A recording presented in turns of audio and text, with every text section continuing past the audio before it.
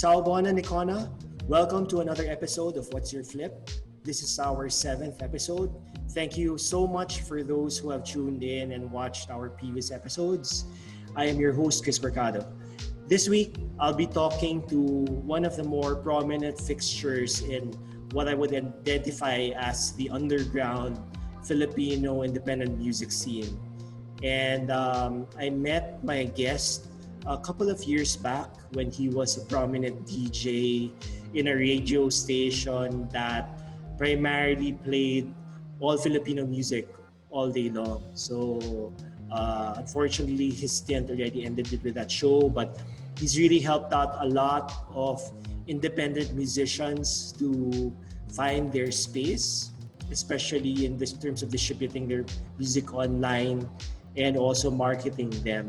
Um, so without further ado, I'd like to introduce DJ Bongskie, or well, as I know him, Mr. Bong Cervantes of Bongskie Music Productions. Welcome to the show, Bong. Basta, long Hi, time. Chris. Oo nga eh. Medyo ano tayo sa quarantine, di tayo nagkikita eh. Pero doing okay. Di ba, despite the ongoing pandemic, you have to be looking forward to positivity talaga. Okay. Cool. Yeah, siguro just a little introduction lang in terms of how kami nagkakilala ni Sir Bong. So, I used to be part of this band called Pulsera. So, hi, mga taga Pulsera Yan and the rest of Little Sarah. na rin. So, I used to be part of, well, not naman used to be, but, you know, it's always been open. So, I played bass for Pulsera.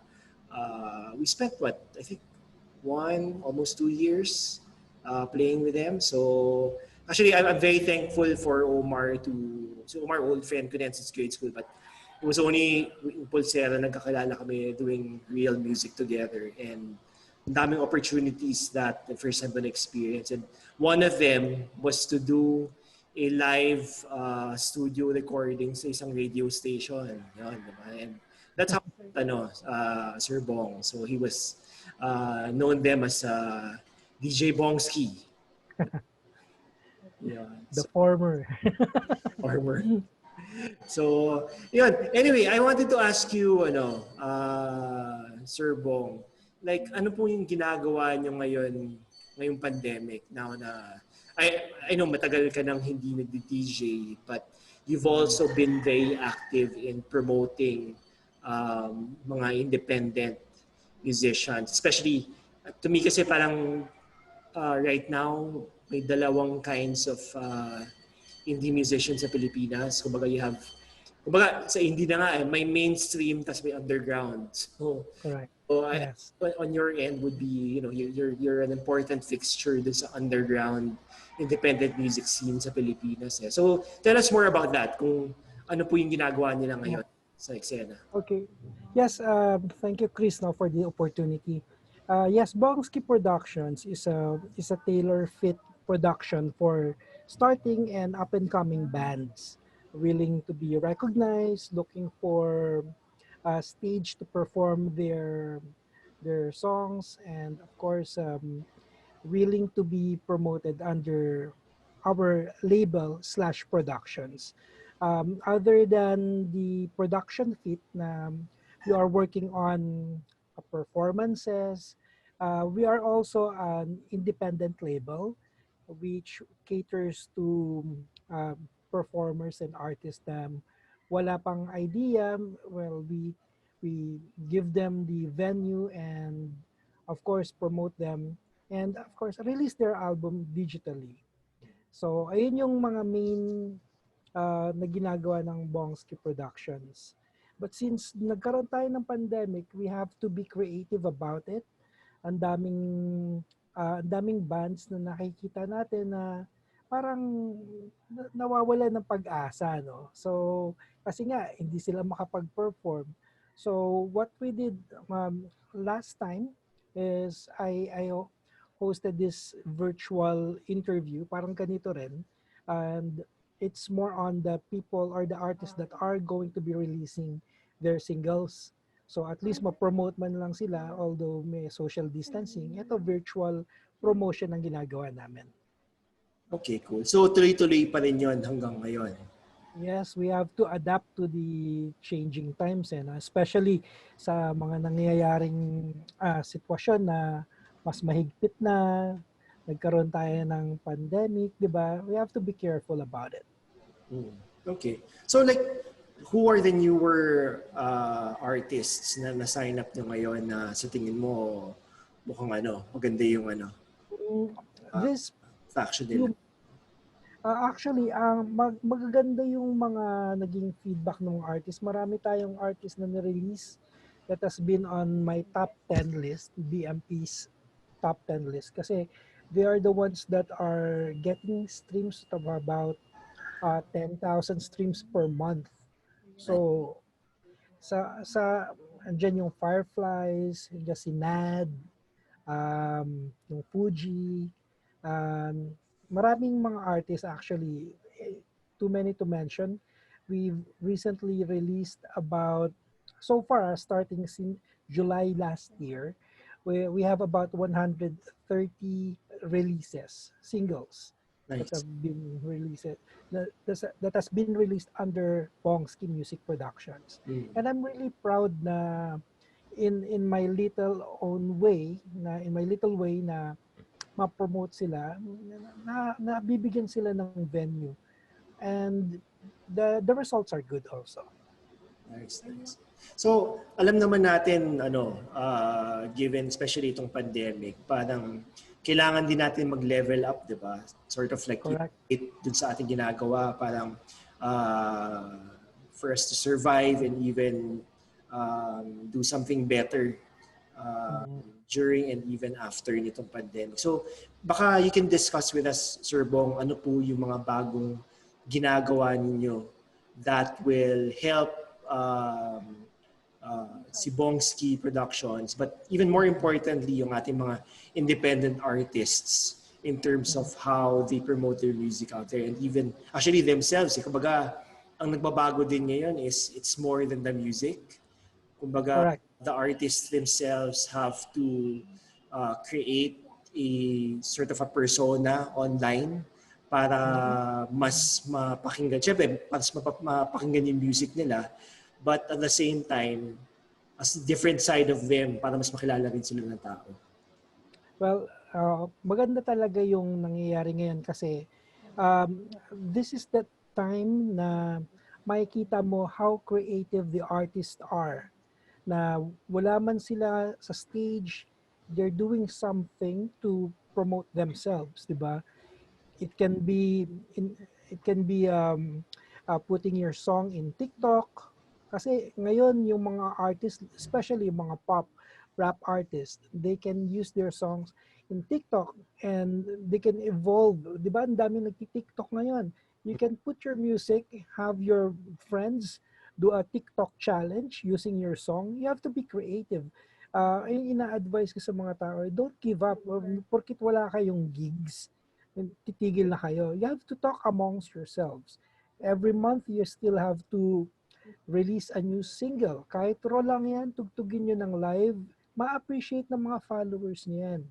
Ayun ang nakikita ko na nagda-downgrade siguro, or siguro yung mga bagay na natitake for granted ng ibang artist kasi hindi sila nagpo-push although walang mga gigs, titigil na rin sila.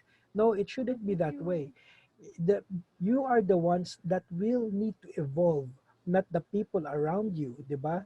The technology is there, 'di ba? We can reach each other through social media, daming platforms to be honest. Pwede kayong gumawa ng vlogs ninyo, 'di ba? 'Di ba? How is it a day in the life of, let's say for example, I'll say for example, Audio Sunday, a day in the life of Audio Sunday being separate. 'Di ba? Ano ba ginagawa nito? I can take a selfie video of myself, 'di ba? Ito ginagawa ko. Paano ba tayo nagko-collaborate? How can we make our music work? And how can we interact with our audience? Siguro ayun ang dapat nating gawin, or dapat gawin ng maraming artist ngayon. Social media, yung page nyo, di ba, make it grow. Ang daming mga friends nyo na nasa social media.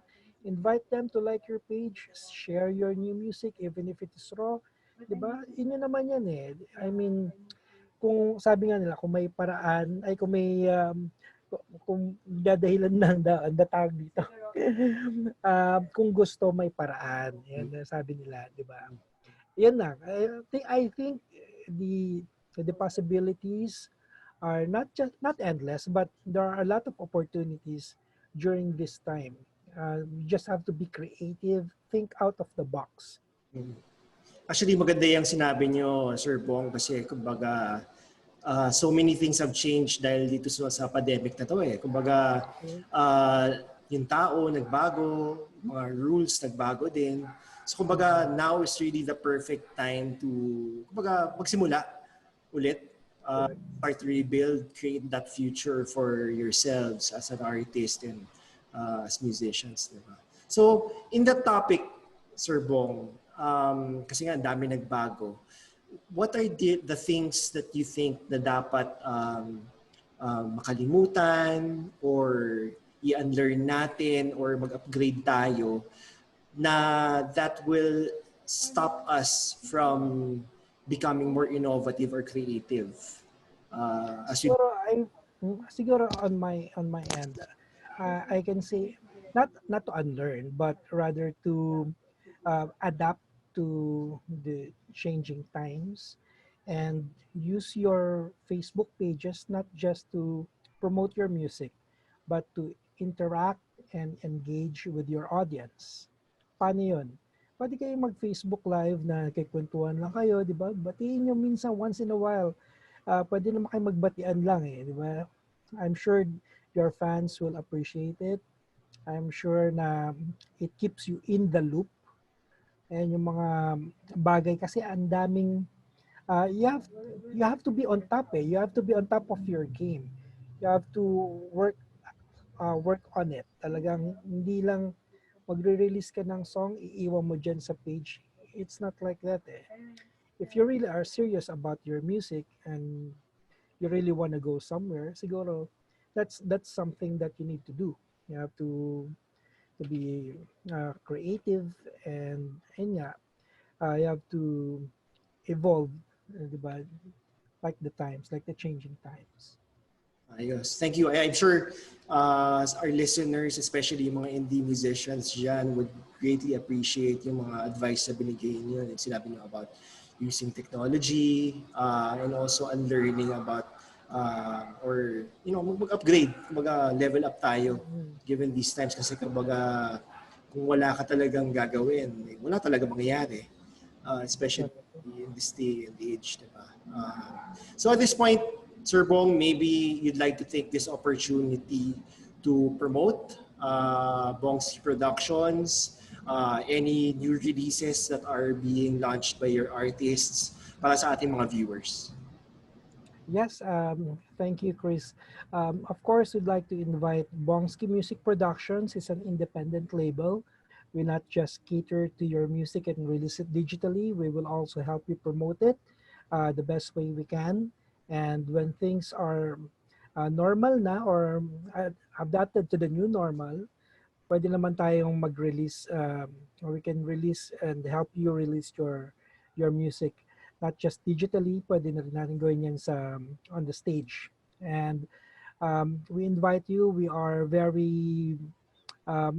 we're very hands-on on the releases, especially yung sa mga monitoring ng royalties. It's very transparent. We can provide you with the details if you need it month per month, and we're more than willing to be with you and be your partner in distributing your music. Thank you, Chris.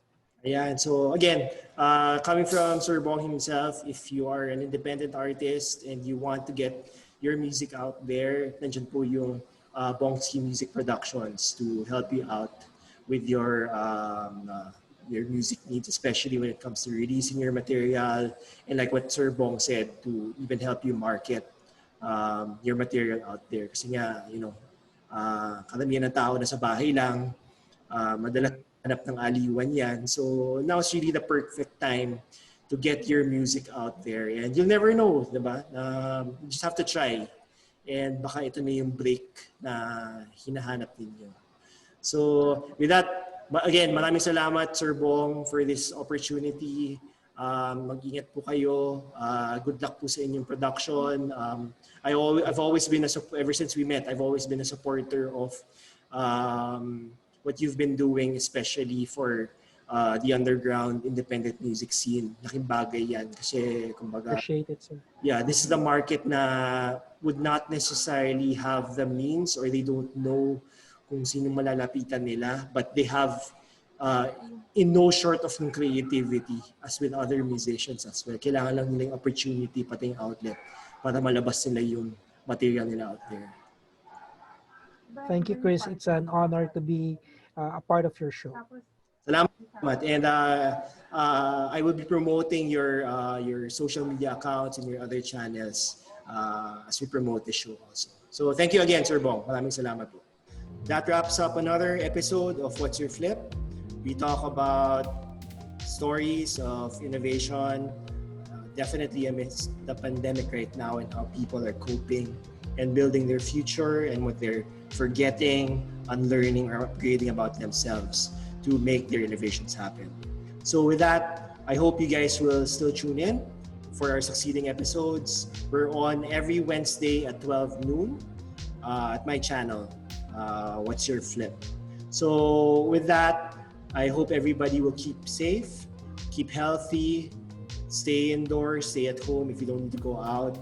And if you really need to go out, make sure you maintain physical distancing because this is a real virus. It's a real pandemic that's happening to all of us.